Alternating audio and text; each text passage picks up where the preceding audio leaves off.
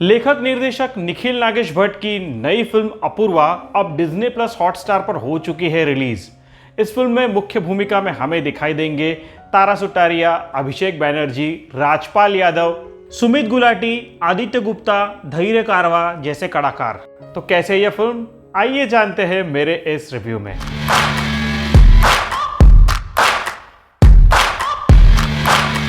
दोस्तों, survival drama इस genre की फिल्में हॉलीवुड में तो अक्सर बना करती है, पर बॉलीवुड ने इस जॉनर को बहुत कम बार इस्तेमाल किया है। कुछ चुनिंदा फिल्में अब तक रिलीज हुई है और इसी कड़ी को अब आगे बढ़ा रही है निर्देशक निखिल नागेश भट्ट की नई फिल्म अपूर्वा। बात करूंगा इस फिल्म के कहानी की, टेक्निकल एस्पेक्ट्स की और निर्देशन की। सबसे पहले बात करते हैं फिल्म के कहानी की। फिल्म की शुरुआत चंबल से होती है, जहां पर हमें एक बंजर जमीन दिखती है और उस जमीन से एक हाईवे गुजरता है।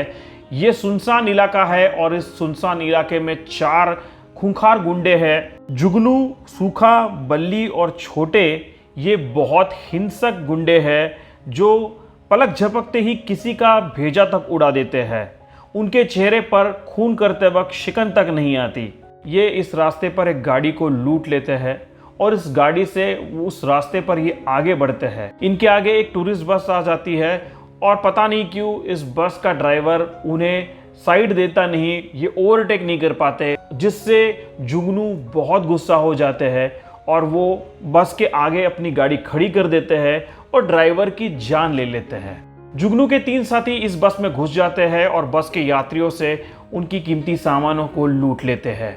इस दौरान इनकी नज़र अपूर्वा पर पड़ती है और ये बड़ी बेरहमी से अपूर्वा को अगवा कर लेते हैं, अपने गाड़ी में डालकर सुनसान एरिया में ले जाते हैं। अपूर्वा पर बलात्कार करके उसे मार डालने की इनकी योजना होती है। छोटे अपूर्वा को मारता है, जिसमें अपूर्वा बेहोश हो जाती है। ये उसके होश में आने का इंतजार करते हैं और तभी उस इलाके में एक ज्योतिषी आ जाता है।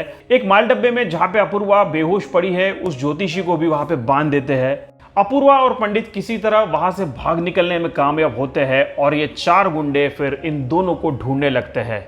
उन्हें वो ज्योतिषी मिलता है और उसकी जान चली जाती है और फिर जद्दोजहद शुरू होती है अपूर्वा को उस सुनसान एरिया में ढूंढने की। अपनी जान बचाने के लिए अपूर्वा इन चारों से लड़ जाती है, पर क्या अपूर्वा अपनी जान बचा पाती है? क्या अपूर्वा को ढूंढते हुए वहां पहुंचा हुआ मंगेतर उसे ढूंढ पाता है, या फिर कहानी में कोई और ही ट्विस्ट है? ये जानने के लिए आपको देखनी होगी नागेश भट्ट की ये फिल्म, जिसका नाम है अपूर्वा।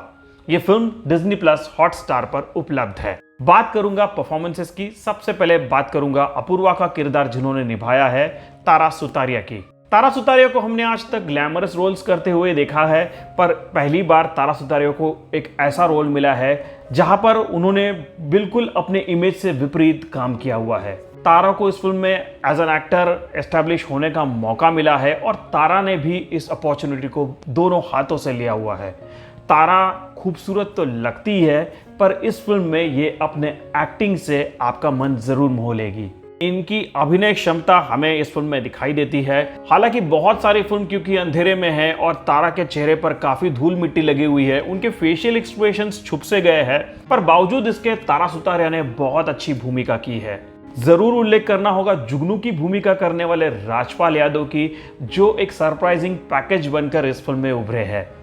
राजपाल को हमने हमेशा से ही कॉमेडी भूमिका में देखा है, पर जुगनू भैया की खूंखार भूमिका में राजपाल यादव बहुत तगड़ी परफॉर्मेंस देते हैं। किसी का खून करते वक्त इनके चेहरे पर शिकन तक नहीं आती और हमें बिल्कुल यकीन नहीं होता कि ये वही राजपाल यादव है जो बाकी फिल्मों में हमें कॉमेडी करते हुए नजर आते हैं। अभिषेक बैनर्जी सूखा की भूमिका में फिर एक बार दमदार परफॉर्मेंस देते हैं। अपनी हर फिल्म में अभिषेक बैनर्जी अपनी छाप छोड़ने में कामयाब होते हैं और इस फिल्म में भी सूखा के किरदार में अभिषेक अपने अंदाज में इसे निभाते हैं और अपनी छाप छोड़ जाते हैं। सुमित गुलाटी और आदित्य गुप्ता भी अच्छा सपोर्ट देते हैं।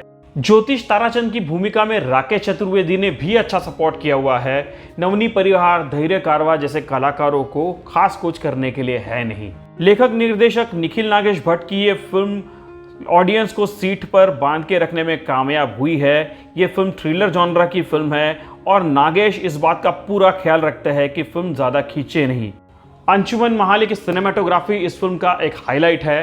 बहुत सारे सीन्स रात में होने के बावजूद, बंजर जमीन और सुनसान इलाका होने के बावजूद जिस तरह का कैमरा वर्क अंशुमन ने इस फिल्म में किया हुआ है वो इस फिल्म को और परिणामकारक बनाता है।